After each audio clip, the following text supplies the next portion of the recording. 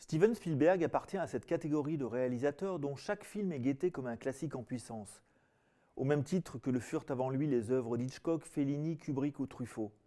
Non pas que l'homme soit un créateur de formes novateurs, mais son œuvre passée déborde de coups d'éclat. Et puis ce sont ces champions du box-office qui l'ont imposé comme un cinéaste majeur de son temps. Par ailleurs, très impliqué dans la production et la défense du patrimoine, il a adopté depuis quelques années un rythme singulier. Il tourne en effet désormais ses films deux par deux, généralement sur des registres très différents, comme pour brouiller les pistes en donnant du grain à moudre à la critique et du plaisir au public. C'est ainsi qu'il vient d'enchaîner Le Pont des Espions et Le Bon Gros Géant, l'adaptation d'un classique de Roald Dahl qu'on ne découvrira que l'été prochain. Le premier s'inscrit plutôt dans la lignée prestigieuse des innombrables films inspirés par la guerre froide et ses dégâts collatéraux.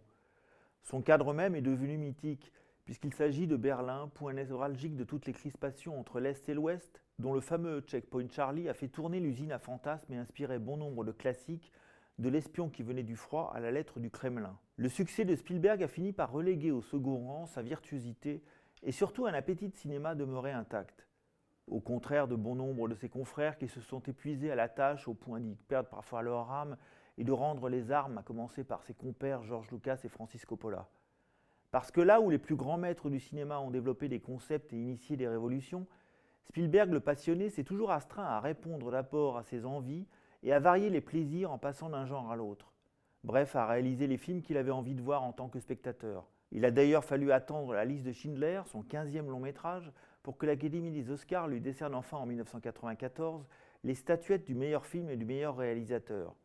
Jusqu'alors, ses pairs ne l'avaient pas véritablement pris au sérieux, car sa bonne fortune insolente constituait un handicap suspect à leurs yeux. Personne non plus n'était dupe de cette injustice quand le film s'est fait damer le pion au César par 4 mariages et un enterrement de Mike Newell, sous les yeux même de Spielberg, qui était l'invité d'honneur d'un hommage en forme de rattrapage. Mais je m'égare. Le Pont des Espions s'inspire de l'histoire vraie de James B. Donovan, un ancien officier de renseignement devenu avocat, qui se voit chargé d'assurer la défense d'un espion soviétique démasqué par le FBI en plein Brooklyn en 1957.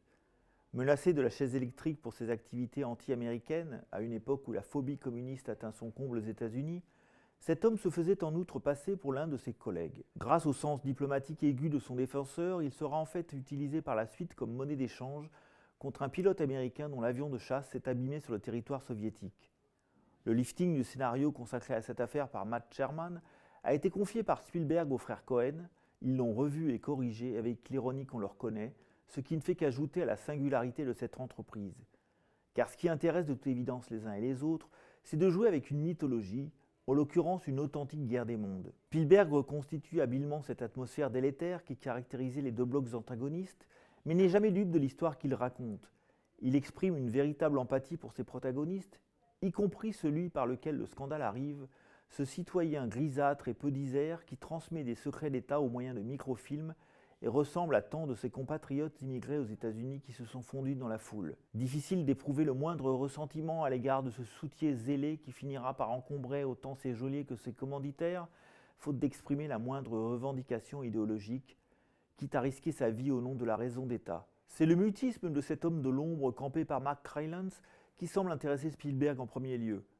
Face à ce citoyen ordinaire, le pilote de la CIA, dont l'avion a été abattu en mission clandestine de reconnaissance, adopte la posture du héros inoxydable de l'Amérique toute-puissante, une figure patriotique autant qu'hollywoodienne du militaire aux mâchoires serrées qu'incarne Austin Stowell avec les postures de circonstance. À travers la personnalité de ces deux personnages à tous égards antagonistes qui ne se croiseront finalement que sur le pont de Glienicke, reliant Potsdam à Berlin-Ouest, ce sont deux civilisations qui s'opposent.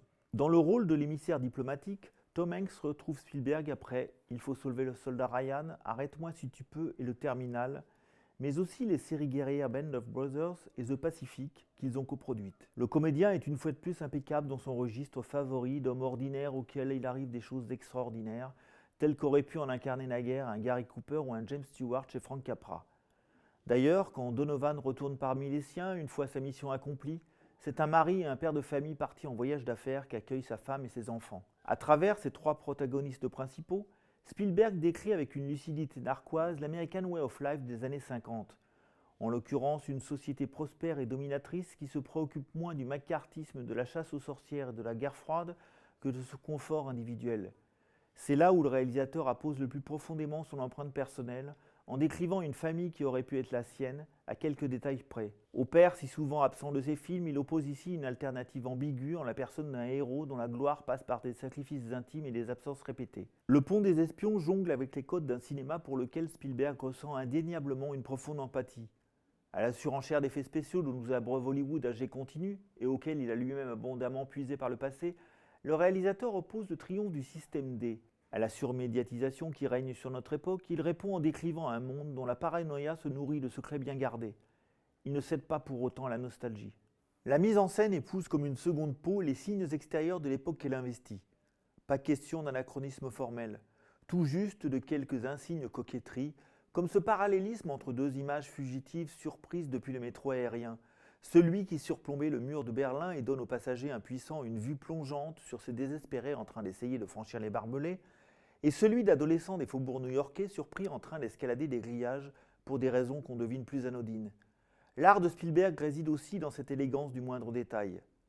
Sans figurer parmi ses œuvres maîtresses, Le Pont des Espions est un spectacle qui donne à réfléchir et prend un sens particulier en un temps où la guerre froide a parfois une fâcheuse tendance à se réchauffer.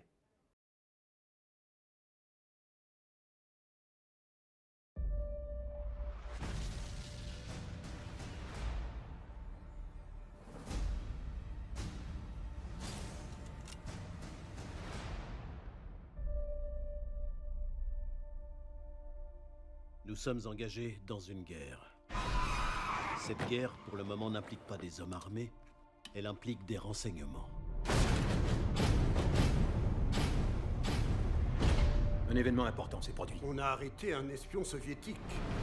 On voudrait que vous le défendiez. Je défends des assurances. Je n'ai pas plaidé au pénal depuis des années. Vous avez représenté beaucoup d'hommes accusés d'espionnage. Ce sera une première pour nous deux. Vous devriez être prudent. Tout le monde a peur de cet homme. Il est une menace pour nous tous. Comment on va nous regarder? Comme la famille d'un homme qui essaie de faire relâcher un traître? On a tous le droit d'être défendus. Chaque personne est importante. À partir de maintenant, vous n'appellerez plus l'U-2 avion de reconnaissance. Vous allez prendre des photos aériennes du territoire soviétique.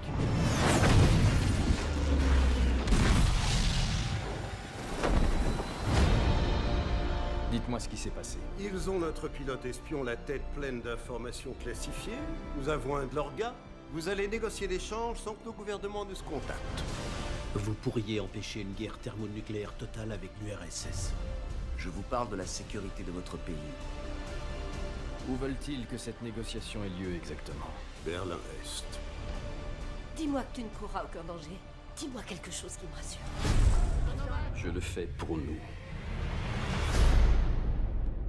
Il y a peu de routes ouvertes pour passer à l'Est. Et l'état de droit est moins respecté là-bas. En général, évitez d'entrer en contact avec les gens. Vous êtes un étranger. Nous devons avoir la discussion que nos gouvernements ne peuvent pas avoir. Vous êtes américain, vous pourriez être emprisonné. Surtout, éloignez-vous du mur. Franchissez-le, ils vous tireront dessus. Il y a des gens qui ne veulent absolument pas que cet échange se fasse. On ne le laissera pas ici. Les choses ont commencé à dégénérer.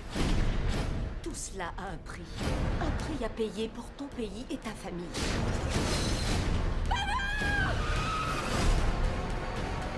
Il faut que ce soit un échange.